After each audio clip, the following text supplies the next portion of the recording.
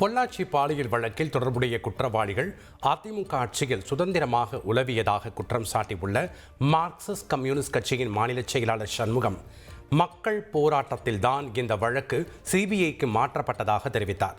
மேலும் இந்த வழக்கை சிபிஐக்கு மாற்றி இபிஎஸ் உத்தரவிடவில்லை என கூறிய அவர், இந்த தீர்ப்புக்கு அதிமுக உரிமை கோருவது கண்டனத்திற்குரியது என்றார்.